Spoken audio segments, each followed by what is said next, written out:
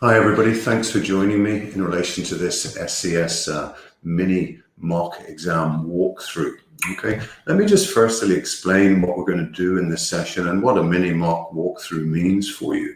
I mean, essentially what I've done is just write a mock exam question, a sort of short one, and a mock exam solution. And I want to put myself in your position come the big day later this month. I want to put myself as if I was in the Pearson VUE Center and just walk you through what my thought processes are when I'm processing down the question and indeed when I produce an answer. Now, obviously, I've got the question, the answer pre-written. I've got some annotations on them. So I'd certainly encourage you to listen carefully, but also to take some notes, perhaps. One or two things that I may mention hopefully will stick with you going forward, particularly with your mock exams, and I'm sure that you've now done at least one, if not two so far. Okay, now, so the first part of this session is going to be just an introduction or a reintroduction to some of the points that we've been talking about in relation to generating the script.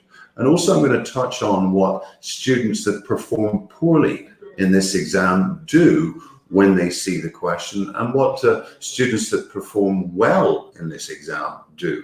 Now, just remember, not that this session is about me at all. I've been teaching the SCS exam since it was introduced in 2015. So I've seen hundreds and hundreds of scripts, both from passing students and indeed from failing students. And I've also taught quite a few prize winners. Now, they've won prizes because of their ability, nothing to do with me. But just working with them, listening to them and trying to guide them as well does give me some good ideas as to the sorts of things that you need to do, not just in your big day next or later this month, but also in the mock exams. You've got to practice what we talk about, okay? So first section, just a little bit of a revision on the areas that we've been discussing in terms of how to generate a script. The second section, I'll share with you the mock exam questions and the mini mock exam answers. And then at the end, as always, we'll have a Q&A, and I'd encourage you to pipe in with any questions that you have, and I'll try to answer them, okay?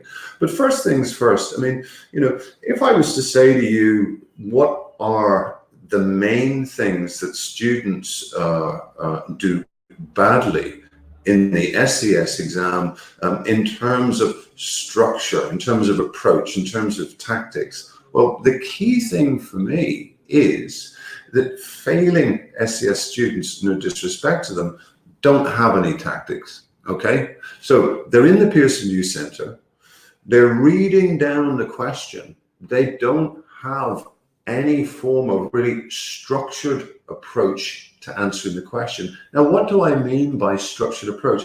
I'm not talking about anything complicated, and all of this we've been through before. Think about it. We're trying to lay out a script, aren't we? An SCS script that gets you up to 80 out of 150, okay? What does that mean? Again, these are points that we've already gone over, so I'm just trying to remind you here. It means basically 8 to 10 pages, okay? 2,500 words.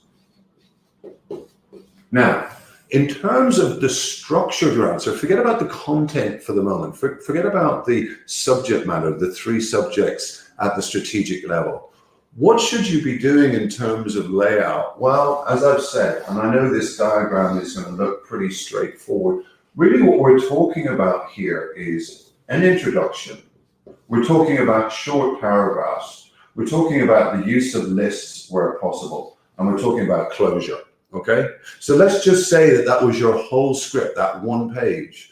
What I'm talking to you about is making sure before you go into the exam that you practiced getting to this point, okay? In other words, practice getting 8 to 10 pages out, because any less, it's going to be problematic in terms of a pass. You know, any significant number less than 2,500 words, I think is going to be problematic. You know, this obviously ties into this. The structure of your answers, why do I bang on about that so much? Why do I keep going on about short paragraphs, lists, marker-friendly headings? Because this is what failing students are not doing.